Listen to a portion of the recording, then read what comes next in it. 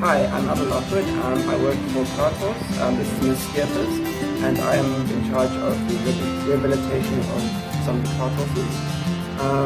There we've been working on a little bit of lunging, a little bit of joiner, and just kind of getting her to be relaxed and calm and collected, actually want to work with humans again. They all have a good heart, so it's all about just trying to find the good in them and trying to bring that out and get them to actually want to trust humans again. It's the most important part. Yeah, no, I just love these guys. They're great.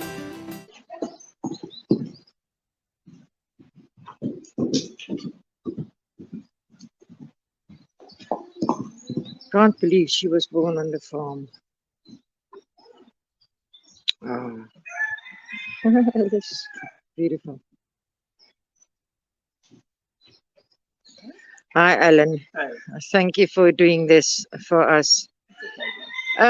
Can you please tell everybody else exactly what it is that you do? Well, quite simply, I try and get the horses to trust humans again and have good interactions with us and grow with us and let them enjoy being horses and enjoy getting some exercise and getting some work and having fun and having really good experiences. Alan,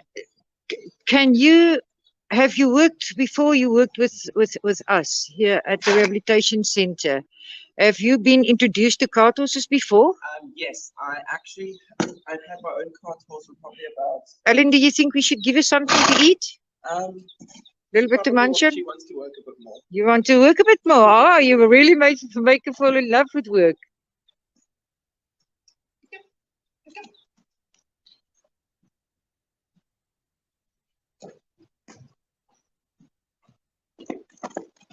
One of my first jobs was working with a young lady that was helping to rehabilitate horses, and I got involved with her because she was my riding instructor at the time, and we started working with problem horses, and some of the horses that came in were cart horses, and we were having a lot of fun, kind of working through the issues and challenges that we were having with some of our horses, and it turned into my full-time job and my passion and what I want to do with the rest of my life. And I don't know, there's something about these horses that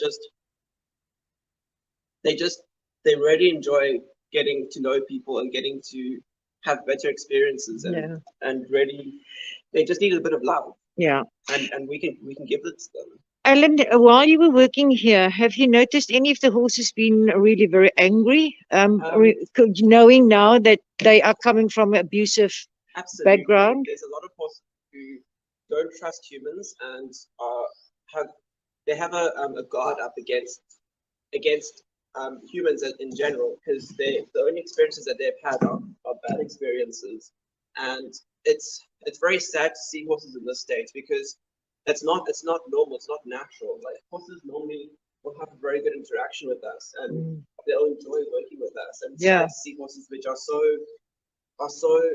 I don't know, they're so having to protect themselves that they will get angry and defensive in order to protect themselves. The fight and flight method. And how do you, those angry horses, and if you would like to give a tip to some of our viewers, what would you tell them? Is it just constant patience and persistence? Keep calm and just give them as much love and attention as you can possibly give them. And they'll respond in kind. And you can it's a slow process, and you just gotta work at it. And just let them go through the motions, let them experience what they're going to experience, and just be as kind and as nurturing to them as humanly possible, and just be friends with them, and have fun with them, and let them have fun experiences, and then they'll see that humans aren't cruel creatures. That's right. We can actually have fun together. You know, I can relate to that because you know, quite often when you've got a sick horse and you know the horse is an angry horse, then you have to find a way to treat that horse. And kindness has bring us so far. Yes. And it is definitely the secret, kindness and love. Alan, which was your most difficult horse to work with? I would have to say Ghost.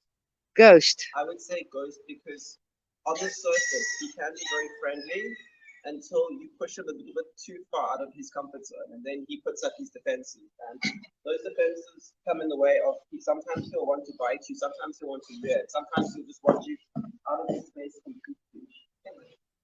And it's very sad to see a horse that is so wanting affection, wanting love, but also getting triggered by past experiences and getting angry and getting upset because it feels like there's something like something's gonna go wrong. Yes. But we are here for him, and it's so difficult to see him going through those motions and being so angry and upset and frustrated.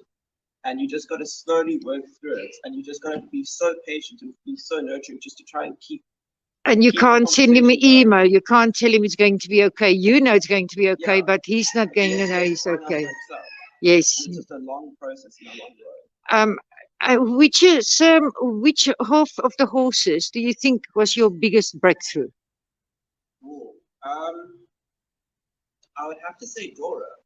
She's a very surprising one. She's actually one of my favorite horses, and she's also one of my most challenging horses because on any given day she'll be a different horse. So you can walk in there in the morning and go, "Hey Dora, how are you doing?" And she'll either come at you with ears and teeth, or she'll come up to the fence and want head scratches and love. Yeah. And I find that quite challenging because you don't know exactly what's going to happen every single time you have an interaction with her. But after probably about 10 minutes of working with her, she's perfect and she wants to be your friend and she wants to do anything you ask. If you ask, say, hold here or trot there, she's honest and she just goes and does everything so perfectly, and she's just so easy to accommodate. She's a beautiful lady. But you need to know that I don't know if you've ever read the book Sybil. No, I haven't. Sybil is the lady with the split personality. Yeah. So please, we have to allow Dora to have the split personality because she's a lady. Yeah. You said she's your favorite. She is definitely my favorite. Do you have not a favorite? No. It's a strange thing. I have an affection to all the horses I deal with, and even if they're not my favorite horse, there's always something that you can find in their personality or in their complexion and say, that's what I love about that horse. Yeah. There's no horse that I walk in and go, actually, I don't like that horse. Alan, the horses that you've now seen here, how long does it take them, or does it vary from horse to horse? Oh, absolutely. There's no before they actually trust you. Yeah. It's very much up to them. The timeline is theirs, and you just have to work with that on their pace and go with it. Okay. Sometimes they want to be friends, and sometimes they want to work, and sometimes they actually just don't want to talk to you at all. And that's all of those are fine. And you have to accept that. Be with it. Give them as much love and attention as you possibly can. Alan, thank you very much. Okay, now you got to tell us, or you got to tell the viewers exactly what are you now doing with this madam. What have you been doing? How long have you been working with Alice? And what have you been doing with her? I've been working with Alice on and off since probably about March this year. She's a very lovely and kind young lady, but when she wants me to work with her, as you can see, say, we are here to work, and I want to work with you, and I want you to have all your attention on me, which is why she's listening. Sorry, Alice. So what are you going to do with her now? We're going to just do a little bit of light lunging, and then she's going to do a little bit of join up, and then she's going to move into my space and out of my space, and we're going to move round in circles, and we're just going to have a little bit of fun, I guess. Okay. So what I'm going to do is I'm going to sit over there. Hopefully she's not going to be scared of me, and then we can watch him work with Alice. Yeah. Thank you, Alan.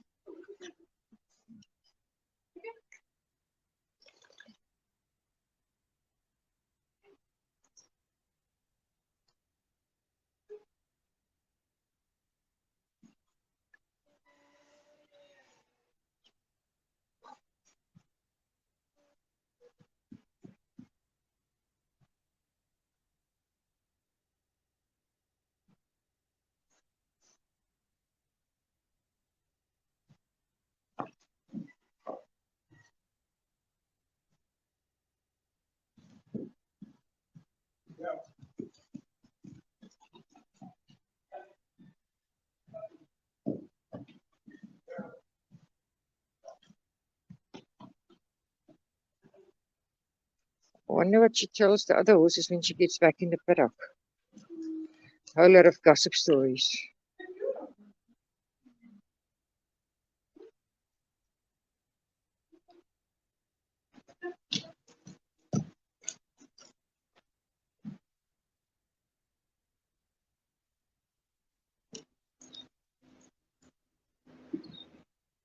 We planned this day to showcase all of them. They're so special. All of them deserve, like I said, lots of food, lots of care, and this whole farm out of Furlan's Estates does cost money. And like I was saying earlier on, every need that they have is fulfilled, 24/7 care. Gianna lives on the property. We'll speak more to her about that later. And there goes Alice, very, very happy, and she is absolutely gorgeous and has become one of my favorites.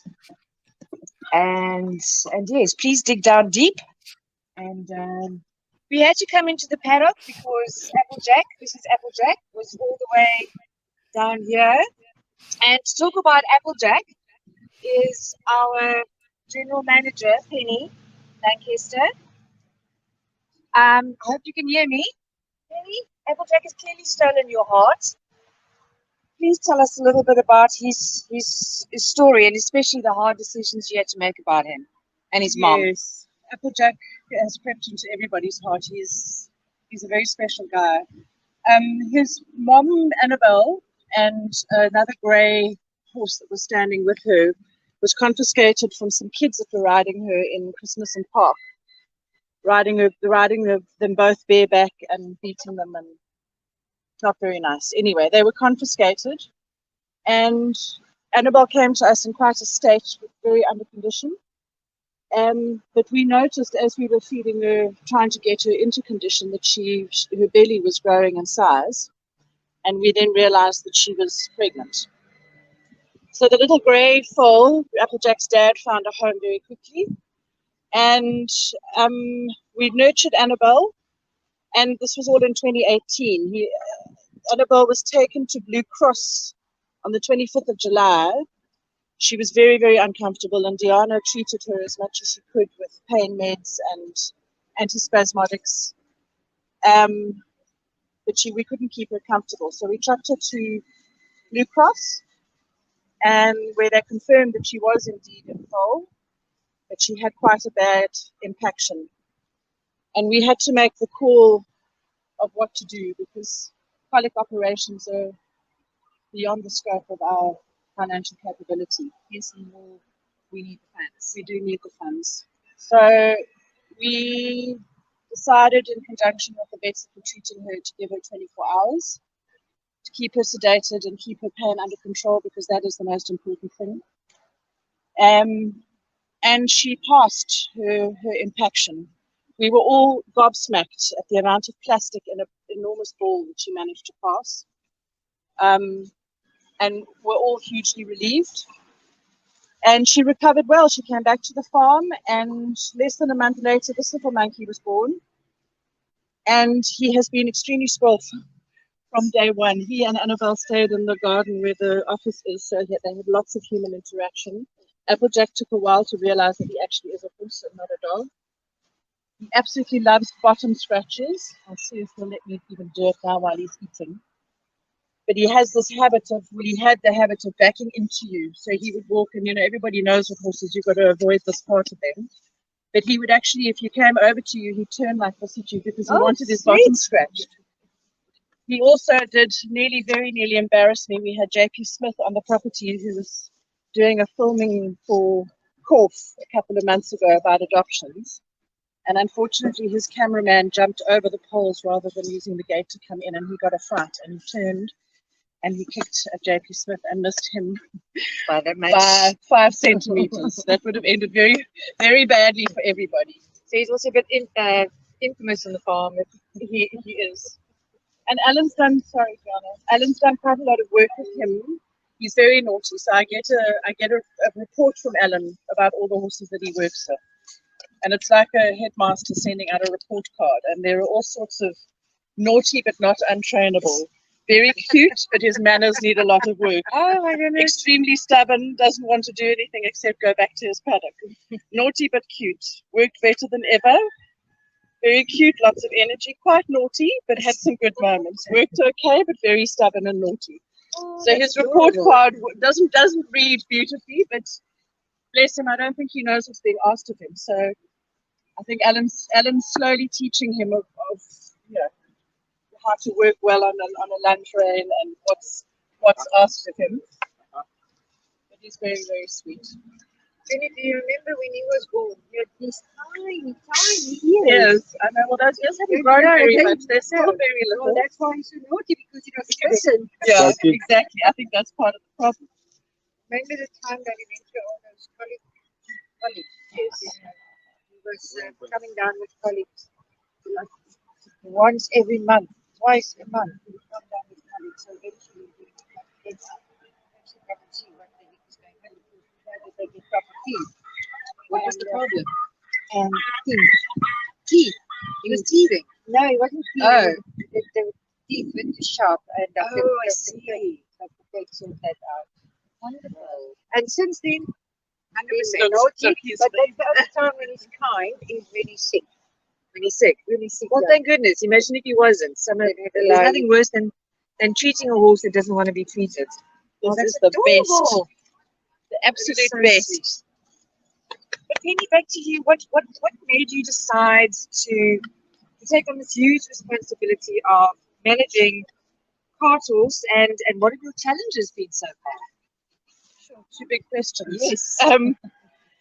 I did quite a lot of volunteer fundraising for cart horse for quite a number of years before I came on board. And the general manager position became available in 2016, and I think I had a midlife crisis and decided to jump out of my travel corporate career and follow animal welfare, which has always been very close to my heart. And working with cart horse, doing the volunteer fundraising, they're a very special. They are a very special organisation, and I just found an affiliation with them, and I'm very grateful to be full-time occupied and employed by an organisation that I hold in very high esteem. The challenges, gosh, there are many, and the most recent one was this morning, trying to get the Sponsathon. So I understand why directors say that they don't like working with children and animals, because they are so unpredictable. We had technological issues, we had the rain, we had horses breaking out of their paddocks. They obviously all knew that something was up today, and they all wanted to be part of it. So breaking out of paddocks, herring around the farm, all of us trying to get them back into their paddocks. And then Diana with an emergency. And Diana with her emergency vest. So I think for somebody who had quite a strong OCD personality, I've certainly learned that you can't plan anything. We put the horses' needs first always, and what the horses need we do, and as much as we can, plans go awry, and we just have to work around it. So yes, we plan to not have a plan, to be able to work on the fly, as it were. We try our best, and working on the fly is what we do. Yeah. And then do you have something to say to our wonderful donors? Please, please, please. As Karen says every week on Coffee with Cart Horse, no donation is ever too big or too small. Please, I know it's been tough. The 2 years of COVID have taken its toll on everybody, but it is a challenge to keep the farm running and keep these horses happy and healthy and fed. And it is our goal above all else to find these horses homes. And yes, please, we would appreciate every cent that we can get. So I thank you for your generosity so far, and I look forward to the Sponsathon being a huge success. Yes, and it will be. Yes, it We will still have a whole afternoon to go. Thank you so much, Penny. We'll be checking back with you again later to talk about Copper Penny. Yes. As you can see, Applejack is really enjoying his lunch, and we thought this a perfect opportunity for you to actually meet each and every single one of these horses. So please dig deep. And Donix, once again, is Applejack's groom. And Donix, is Applejack a good boy, a naughty boy? Yes, Applejack is a good horse. And Is he a good boy? he was born here. Yes, he was.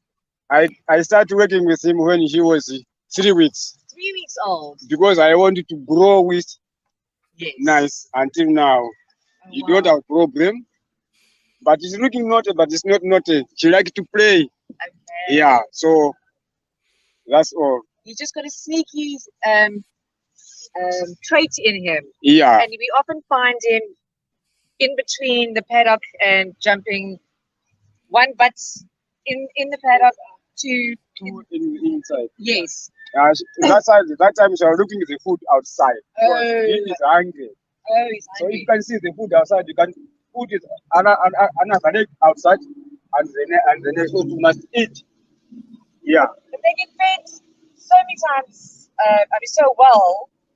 He's obviously a little bit of a gut because he gets lunch and he gets dinner and he gets snacks, he gets everything that he needs. But yet he still wants to get out of his paddock to look for feed in the thoroughfare. But Donix, thank you so much. I'm sure we'll be talking to you again a bit later. Thank you. And Marika, you're going to be doing some more information about Applejack and Annabelle and the horrible decisions that we needed to make due to lack of funds. But as you can see, it worked out very, very well. And Applejack is here. Annabelle, his mom, survived.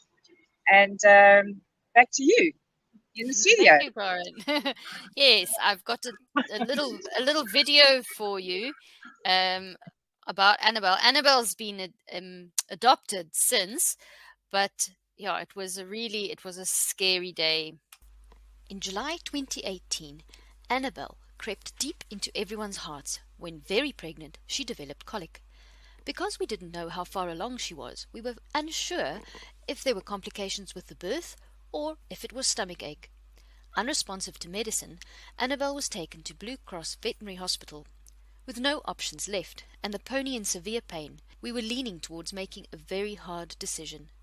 She had very little time left, but she used it and, to everyone's amazement, managed to pass the blockage on her own. After the colic cleared up, she recovered and was back to her old self soon enough. Less than a month later, she gave birth to Applejack with no complications whatsoever. He is currently the youngest horse at the Recovery and Rehabilitation Centre. Last year, he became friends with Perfect Timing, so when Annabelle was adopted, he wasn't sad for long. The two of them, Applejack and Perfect Timing, can often be seen cavorting around the paddock. Although Applejack is very special to everyone, it would be wonderful if he too could find a home of his own.